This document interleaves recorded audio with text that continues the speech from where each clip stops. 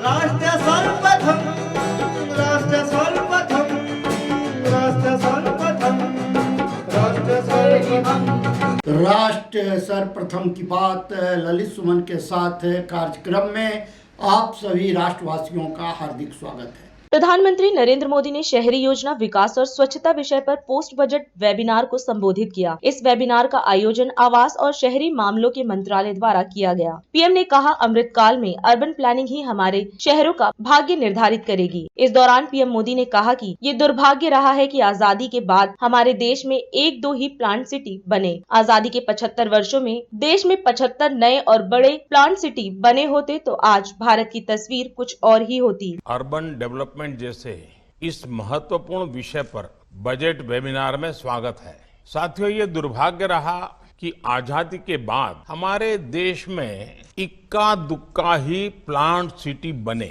आजादी के 75 वर्षों में देश में 75 नए और बड़े प्लांट सिटी बने होते तो आज भारत की तस्वीर कुछ और ही होती। लेकिन अब 21वीं सदी में जिस तरह भारत तेज गति से विकास कर रहा है, आने वाले समय में अनेकों नए शहर ये भारत की अनिवार्यता होने वाली है। ऐसे में भारत में अर्बन डेवलपमेंट के 2 प्रमुख पक्ष हैं, नए शहरों का विकास और पुराने शहरों में पुरानी व्यवस्थाओं का आधुनिकीकरण। इसी विजन को सामने रखते हुए हमारी सरकार ने हर बजट में अर्बन डेवलपमेंट को बहुत महत्व दिया है। इस बजट में अर्बन प्लानिंग के मानकों के लिए 15,000 करोड़ रुपए का इंसेंटिव भी तय किया गया है। मुझे विश्वास है इससे देश में प्लान और व्यवस्थित शहरीकरण की नई शुरुआत होगी, इसे गति मिलेगी। साथियों, आप सभी एक्सपर्ट जानते हैं कि अर्बन डेवलपमेंट में अर्बन प्लानिंग और अर्बन गवर्नेंस दोनों की बहुत बड़ी भूमिका होती है। शहरों की खराब प्लानिंग या प्लान बनने के बाद उसकी सही इम्प्लीमेंट न होना हमारी विकास यात्रा के सामने बड़ी चुनौतियां पैदा कर सकता है। अर्बन प्लानिंग के तहत आने वाली स्पेशल प्लानिंग हो, ट्रांसपोर्ट प्लानिंग हो, अर्बन इंफ्रास्ट्रक्चर प्लानिंग हो, वाटर मैनेजमेंट हो, इन सभी एरियाज में बहुत फोकस वे में काम करना जरूरी है। इस वेबिनार के अलग अलग सेशंस में आप 3 सवालों पर जरूर फोकस करें। पहला, राज्यों में अर्बन प्लानिंग इकोसिस्टम को कैसे स्ट्रेंथन किया जाए। दूसरा, प्राइवेट सेक्टर में उपलब्ध एक्सपर्टाइज का अर्बन प्लानिंग में कैसे सही इस्तेमाल हो।